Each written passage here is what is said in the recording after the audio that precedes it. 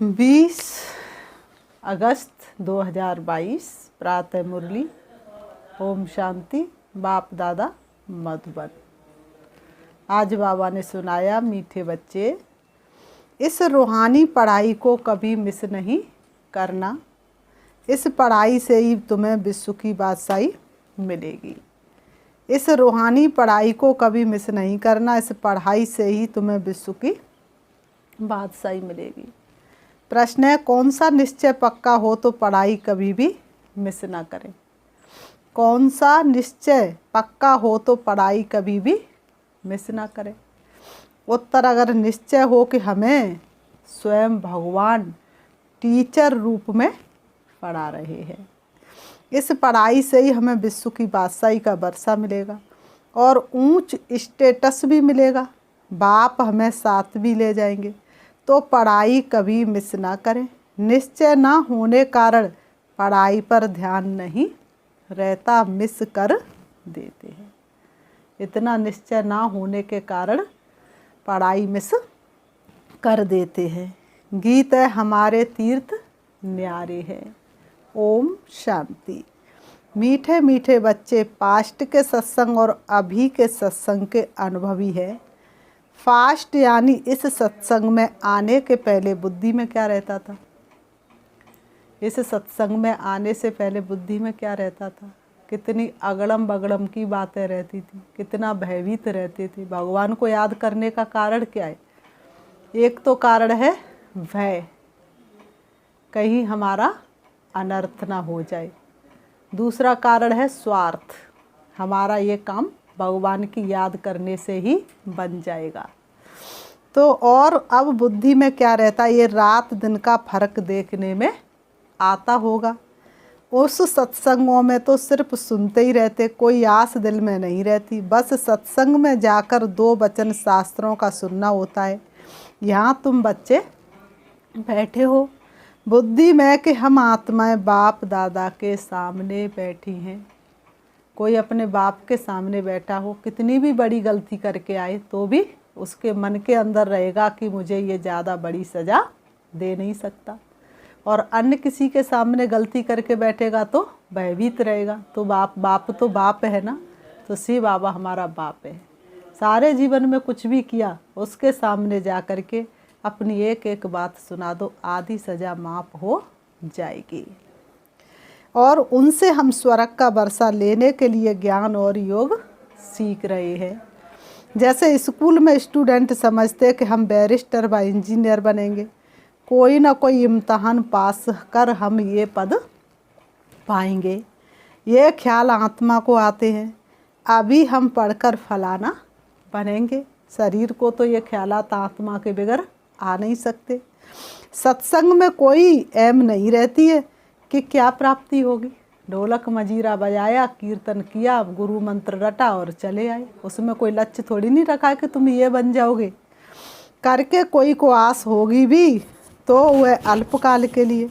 साधु संतों से मांगेंगे कि कृपा करो, आशीर्वाद करो। ये भक्ति व सत्संग आदि करते यहाँ तक आकर पहुँचे हैं।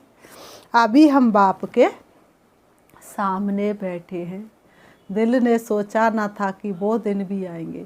राह चलते हुए भगवान यूँ मिल जाएंगे। एक ही आस है आत्मा को बाप से वर्षा लेने की। उन सत्संगों में वर्षा लेने की बात नहीं रहती। स्कूल अथवा कॉलेज में भी वर्षा पाने की बात नहीं रहती। वह तो टीचर है, पढ़ाने वाला। वर्षे की आस इस समय तुम बच्चे लगाकर बैठे हो। बरोबर बाप परम धाम से आया हुआ है। बरोबर शिव बाबा परम धाम छोड़ करके सृष्टि रंगमंच पर आया हुआ है, हमको फिर से सदा सुख का स्वराज्य देने।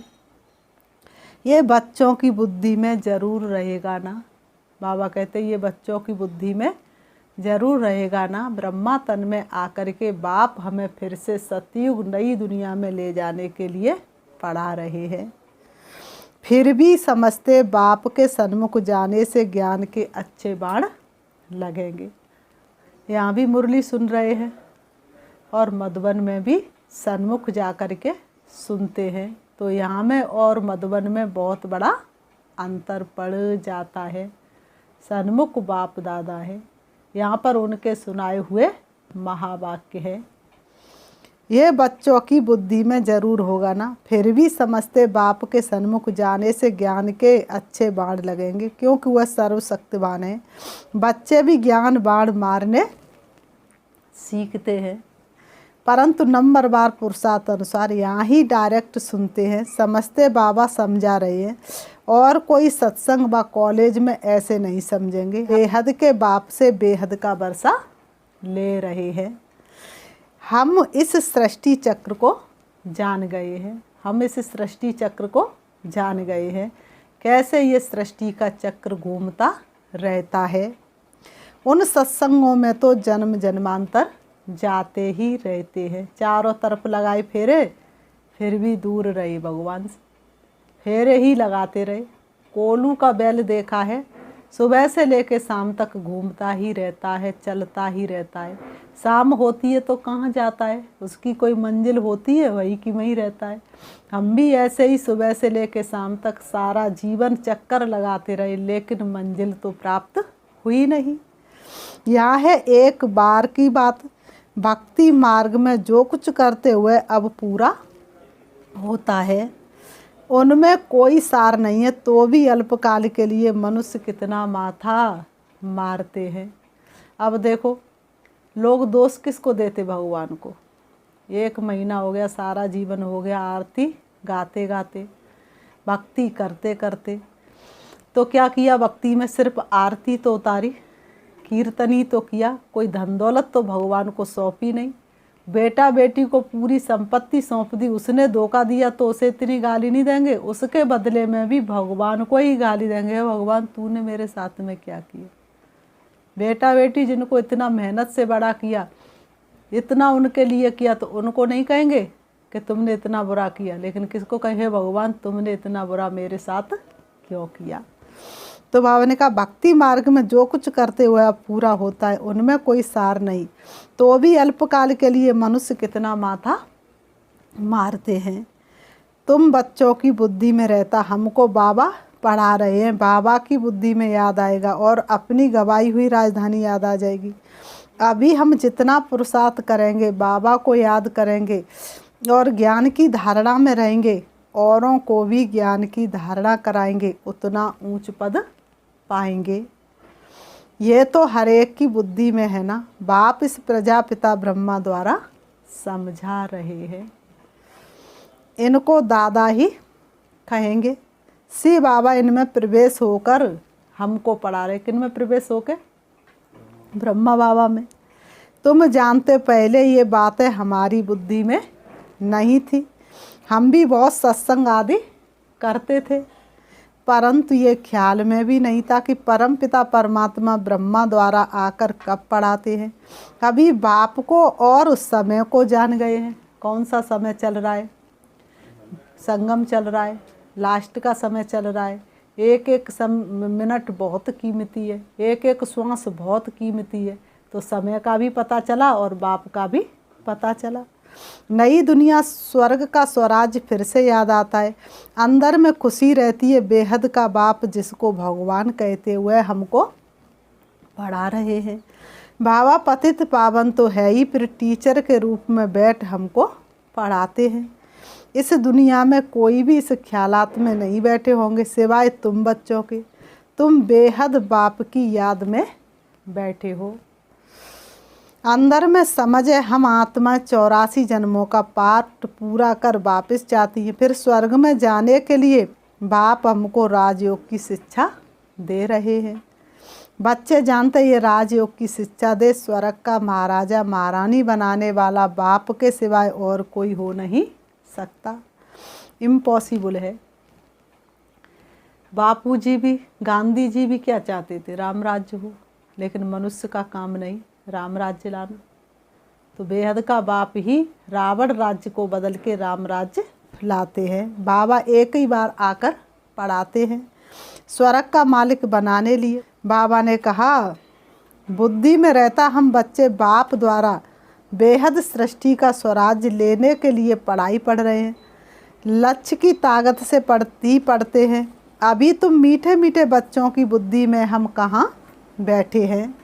मनुष्यों के ख्यालात तो कहाँ ना कहाँ चलते ही रहते हैं। पढ़ाई के समय पढ़ने के, खेलने के समय खेलने के। लेकिन तुम तो खेल रहे हो तो भी बाबा की याद, पढ़ रहे हो तो भी बाप की याद। तुम जानते हम बेहद बाप के सन्मुख बैठे, आगे नहीं जानते थे।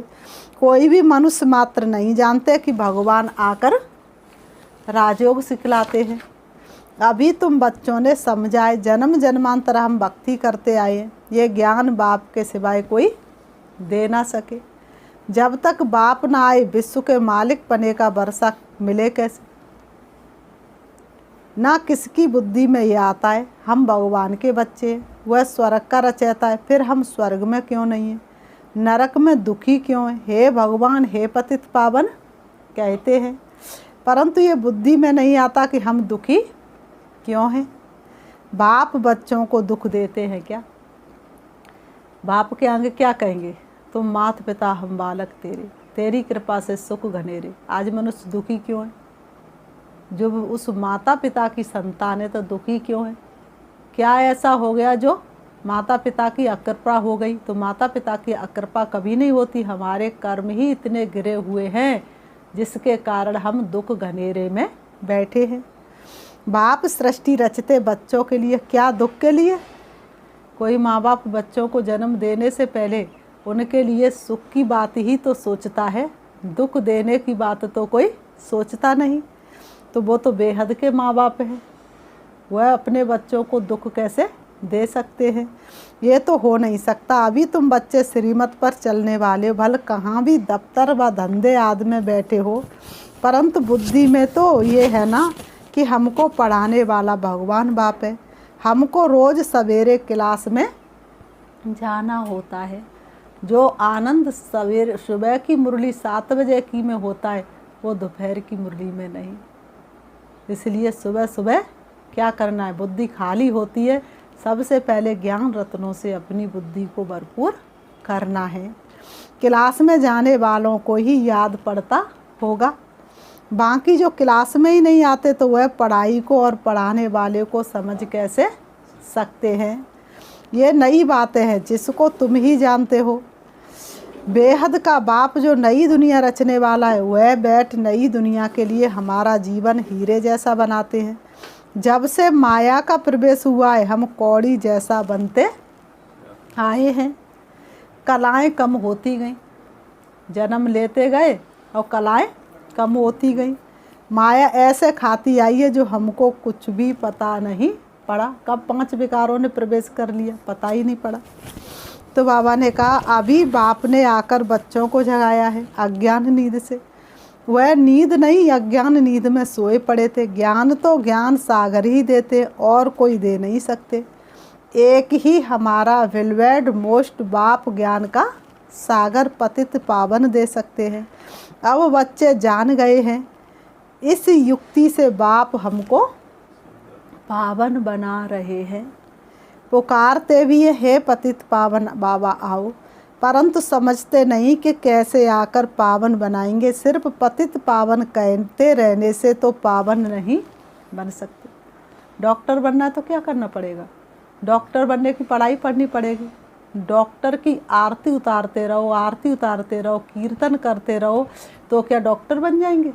तो राधे कृष्ण की आरती तो उतारते रहे, गीत गाते रहे, लेकिन राधे कृष्ण जैसा बनने का पुरुषार्थ नहीं किया। तुम जानते हो कि इस समय सब पतित भ्रष्टाचारी हैं, जो भ्रष्टाचार से पैदा होते हुए कर्तव्य भी ऐसा करेंगे। ये बेहद का बाप बैठ समझाते हैं। तुम यहाँ सन्मुख बैठकर सुनते हो तो तुम्हारी बुद्धि का योग बाप के साथ रहता है।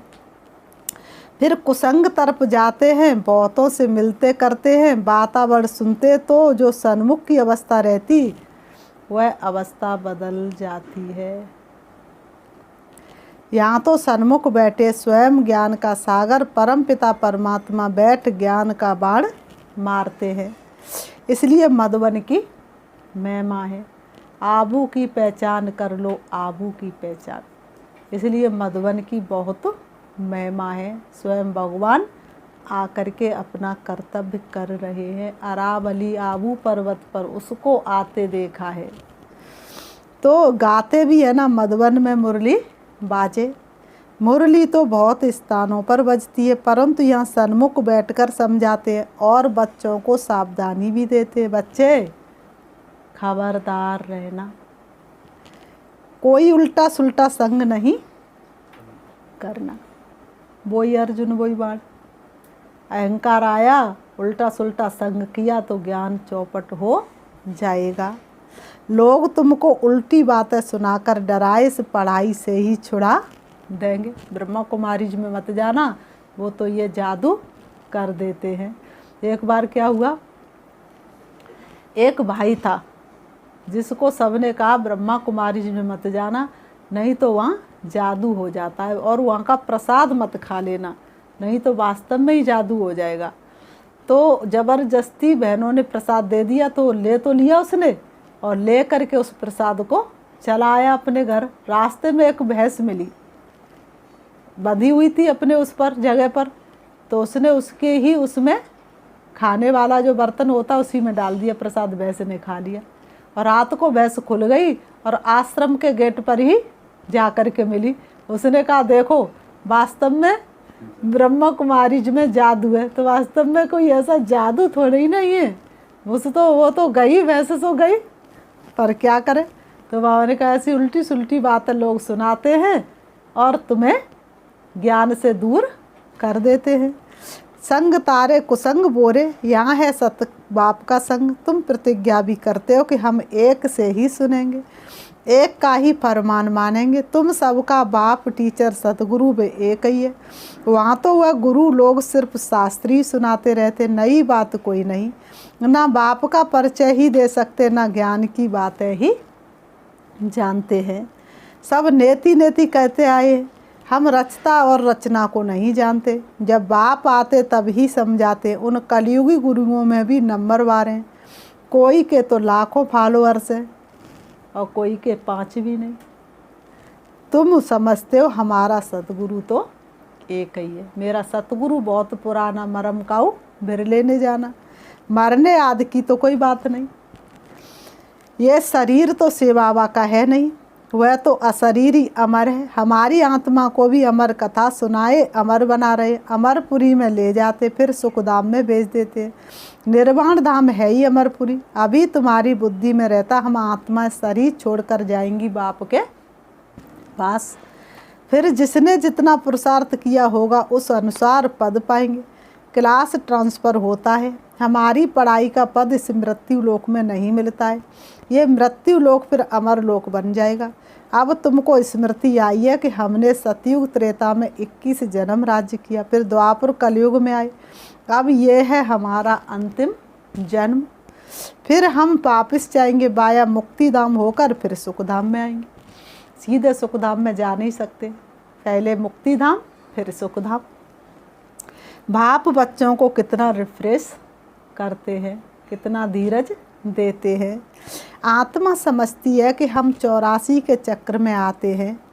परमात्मा कहते मैं इस चक्र में नहीं आता हूँ, मुझ में इस सृष्टि चक्र का ज्ञान है जो सृष्टि पर आकर के तुम्हें सुनाता हूँ। बाकी मैं सृष्टि चक्र में नहीं आता हूँ। ये ज्ञान तुम जानते हो कि पतित पावन बेहद का बाप है, तो वह बेहद को ही पावन करने वाला होगा ना। कोई मनुष्य बेहद का बाप हो ना सके। 4 बच्चों का बाप होगा, 20 बच्चों का, चलो ज़्यादा से ज़्यादा, पर बेहद का बाप तो हो ना सके। ये बेहद का बाप एक ही है। तुम जानते हो हम आत्मा वहाँ की रहने वाली हैं, वहाँ से फिर शरीर में आते। पहले पहले कौन आया पाठ बजाने, ये तुम बच्चे ही समझते हो। हम आत्मा निराकारी दुनिया से आई हैं पाठ बजाने। इस समय तुम बच्चों को नॉलेज मिली है कैसे नंबरवार हर एक धर्म वाले अपने पाठ अनुसार आते हैं। तब तक परम धाम में बैठे रहेंगे जब तक सतयुग त्रेता चलेगा। जैसे ही सतयुग त्रेता पूरा हुआ, द्वापर युग आया, देवी देवता धर्म की आत्माएं पतित बनने लगी, तो धर्म स्थापकों की आत्माएं आई और उन्होंने पवित्रता का सिर्फ संदेश दिया, लेकिन किसी को पवित्र नहीं बनाया। इसको अविनाशी ड्रामा कहा जाता है।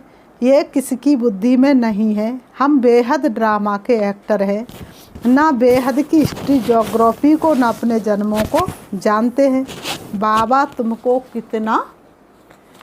तुमको कितना रिफ्रेश करते हैं।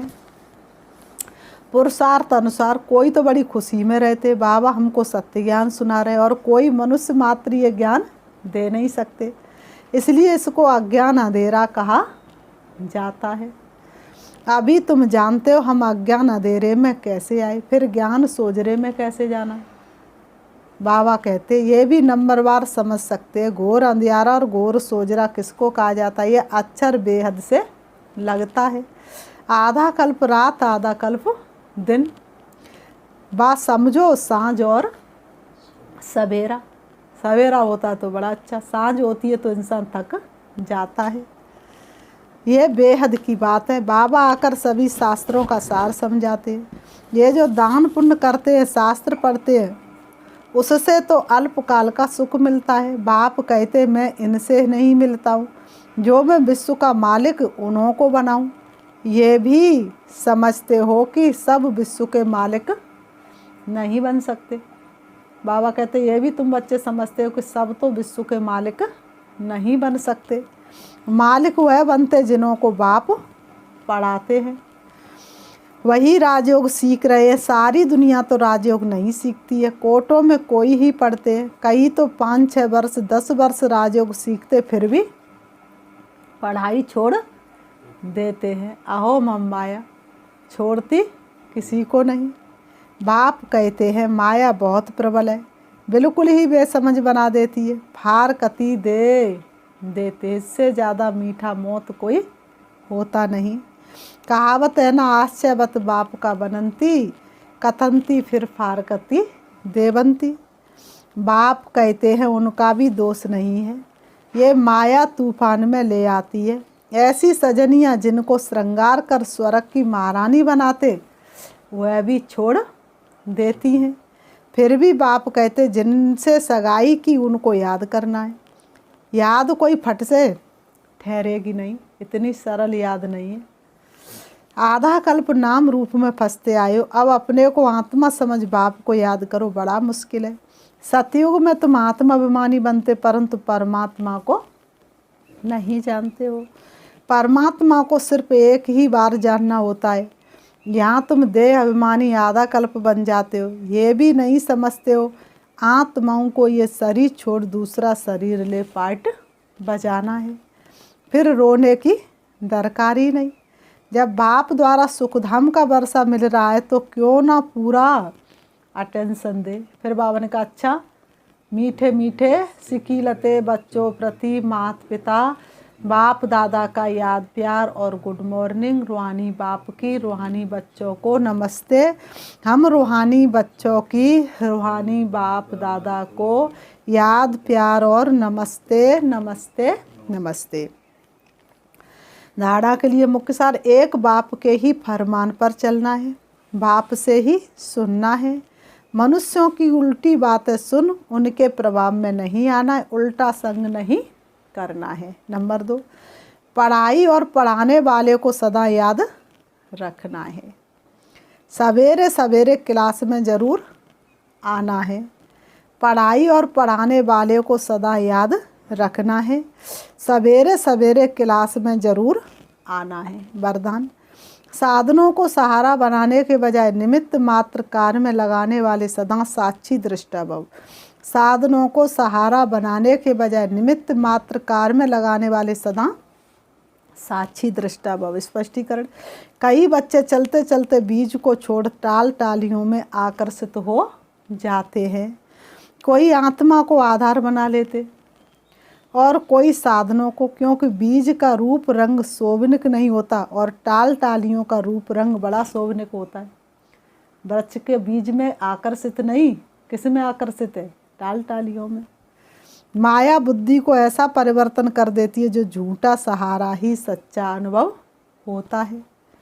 इसलिए अब साकार स्वरूप में बाप के साथ का और साक्षी दृष्टा स्थिति का अनुभव बढ़ाओ। साधनों को सहारा नहीं बनाओ, उन्हें निमित्त मात्र कार्य में लगाओ। स्लोगन, रूहानी शान में रहो तो अभिमान की फीलिंग नहीं आएगी। रूहानी शान में रहो तो अभिमान की फीलिंग नहीं आएगी। अच्छा, ओम शांति। ओम शांति। 5 मिनट बाबा को याद करेंगे, हटाएंगे अपने मन को सारे दिन की व्यर्थ बातों से, देखेंगे अपने आप को चमकती हुई ज्योति के रूप में। मैं आत्मा चमकते हुए सितारे की तरह हूँ। मेरी शक्तियाँ चारों तरफ फैली हुई हैं। मैं अति सूक्ष्म हूँ। प्यारे पिता की संतान हूँ। मेरे पिता परमात्मा ज्योति बिंदु से परम धाम के रहने वाले हैं। मुझ आत्मा का भी घर परम धाम शांति धाम है, जहाँ की मैं आत्मा रहने वाली थी। परम धाम से मैं आत्मा सृष्टि रंगमंच पर पाठ बजाने आई थी। मैंने अनेक नाम रूप वाले वस्त्र धारण कर भिन्न भिन्न देशों में पाठ बजाया। अब मेरा पाठ पूरा हुआ। मुझे अपने घर वापस जाना है। मैं आत्मा देह रूपी वस्त्रों से अलग होकर चली जा रही हूँ। चारों तरफ शक्तियों को बिखेरती हूँ। मैं आत्मा चली जा रही हूँ। मेरी लाइट की किरणें चारों तरफ फैल रही हैं। मैं आत्मा सृष्टि रूपी आंगन से दूर, सूरज चांद सितारों से पार, सूक्ष्म वतन से भी दूर, अब मैं आत्मा प्रवेश करती हूँ हल्के सुनहरे लाल रंग के आसमान में, जहाँ सभी आत्माएं मणियों के रूप में चमक रही हैं। मुझ आत्मा का प्रकाश इन सभी आत्माओं से ज़्यादा है। मेरे प्रकाश से सभी आत्माएं प्रकाशित हो रही हैं। अब मैं उससे भी ऊपर देख रही हूँ अपने पिता परमात्मा ज्योति बिंदु शिव को, जिनकी शक्तियाँ चारों तरफ बिखरी हुई हैं। ये कैसा अनोखा अनुभव है। मुझे अद्भुत अनुभूतियाँ हो रही हैं। शांति के सागर शिव बाबा शांति की किरणें चारों तरफ फैला रही हैं। मैं आत्मा शांति के सागर शिव बाबा के सन्मुख हूँ। शांति की लहरों में लहरा रही हूँ। मैं आत्मा शांत होती जा रही हूँ। मैं क्रोध मुक्त आत्मा हूँ। मेरा एक एक अंग शांत है, शीतल है। अब मैं आत्मा शिव बाबा से शक्ति लेकर वापस आ रही हूँ।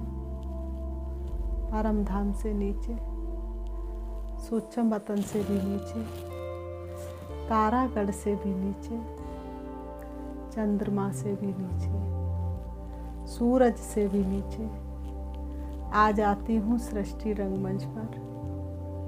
आकर के दोनों ग्रहों के बीच प्रकृति में विराजमान हो जाती हूँ। ओम शांति। ओम शांति।